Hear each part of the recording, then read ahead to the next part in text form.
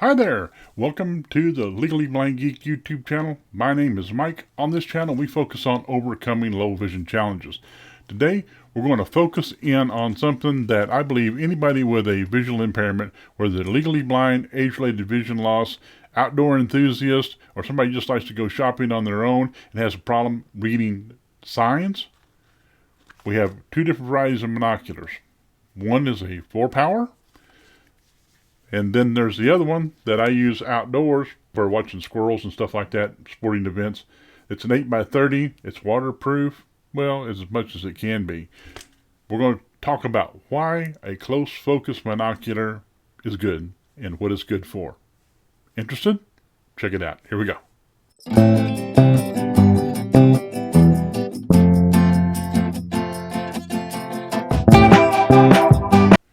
Just a quick heads up. This I'm putting together in response to a question that a person had about a video that I had done on selecting the best close focus monocular for a visually impaired person.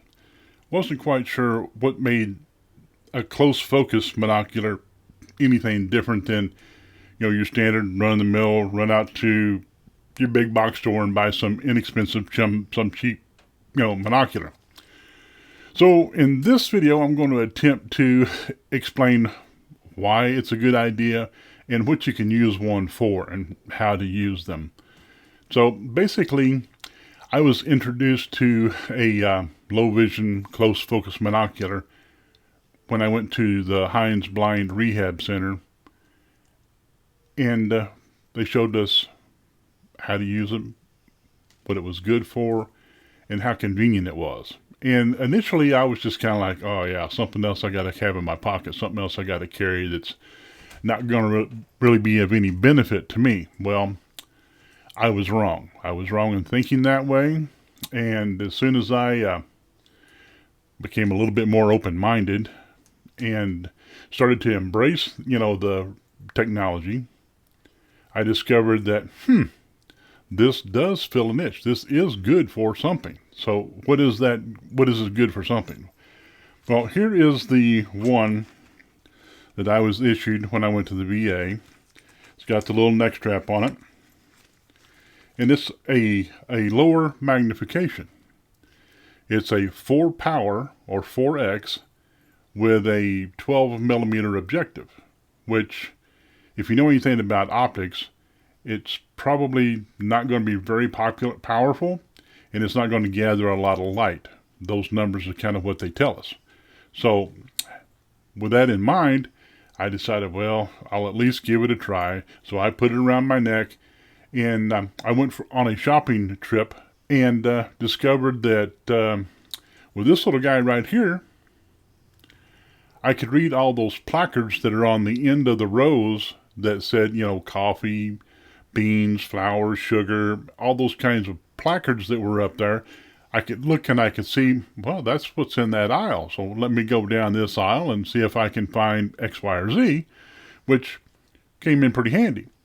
And then, lo and behold, with this little guy right here, as I would go down the aisle, I could throw it up and I could focus it in on the product that were on the shelf and find out which product I was looking for.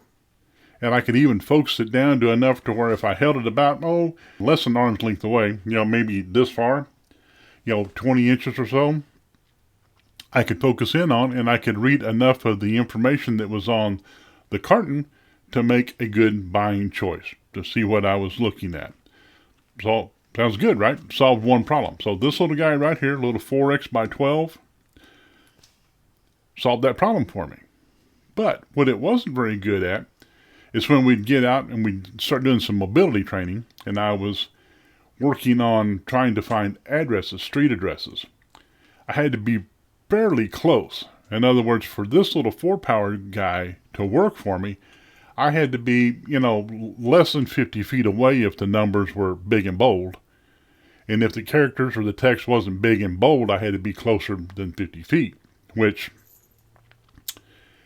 in some of the city traffic that you get into, 50 feet really isn't that far, especially with all the other congestion that you got to work through.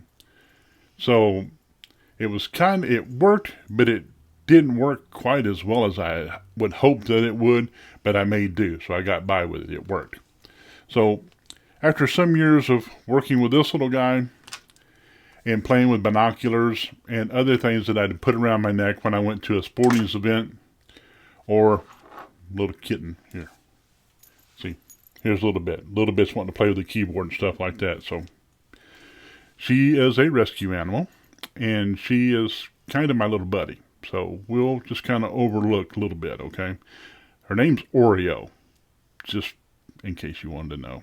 The kids named her. I had nothing to do with it. So anyway, out and about, trying to watch a ball game. Binoculars were kind of cumbersome. They were kind of big, heavy, hard to carry around, especially if I got something big enough with some good quality glass that worked for me, that was bright enough and a clear, crisp image so that I could gain some benefit from it, so I can at least read the numbers on the back of uniforms and stuff like that, so I know which kid was mine and who to root for. I root for all of them. Who am I kidding? But anyway, it made it nice when I could identify the number. The number goes with the name, and I could call the kid by name. That's always a good thing, right? Okay. So what I ran into was I needed a different kind of monocular. Now this is an 8x30, and I like it, and I'm rambling, I know, but I'm trying to share as much information as I can, why I choose what I choose to use and how it works for me, okay? I first became aware of, like the 8x30 optics and how they worked when I was back in the Marine Corps, and I was issued a pair of Steiners, or I wasn't issued a pair of Steiners. I ended up buying a pair of Steiners just because of my job.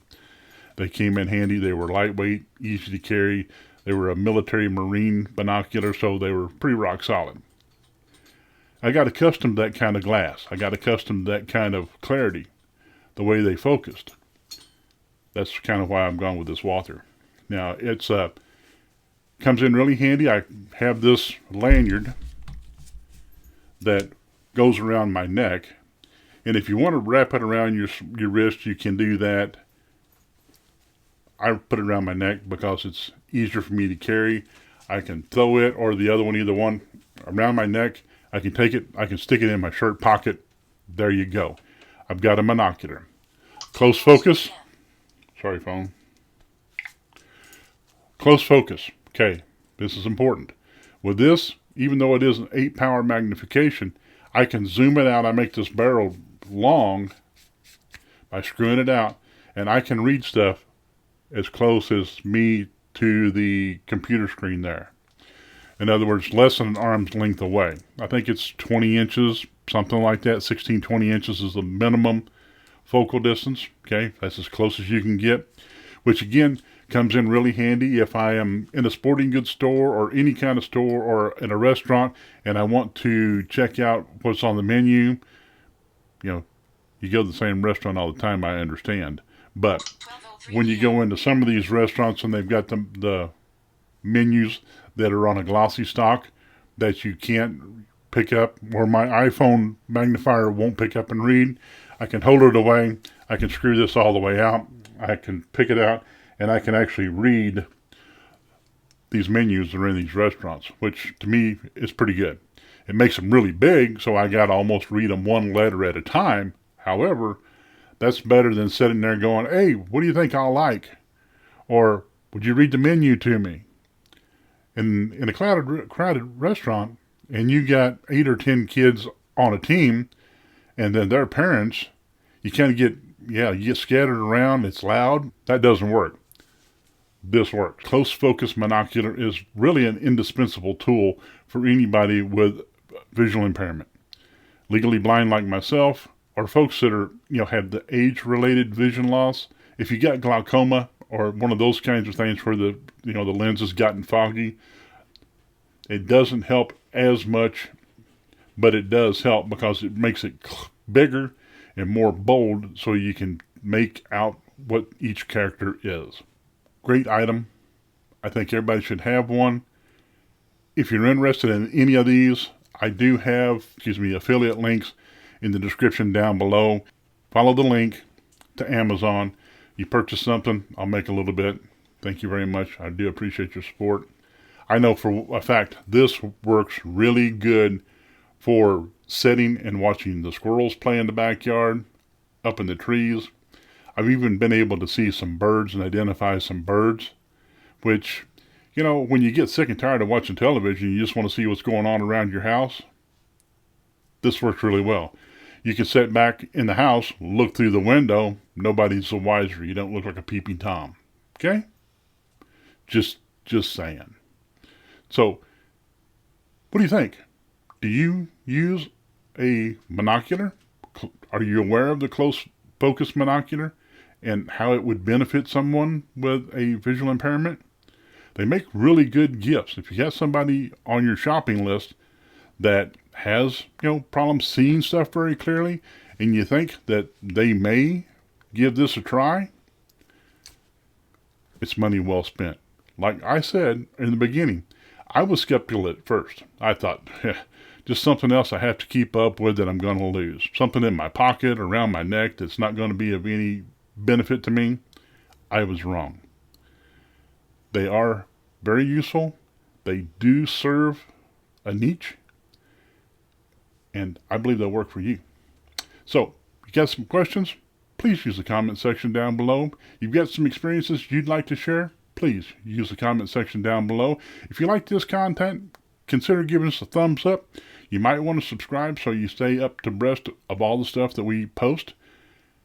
We focus on overcoming low vision challenges, and I look forward to seeing you in the next one.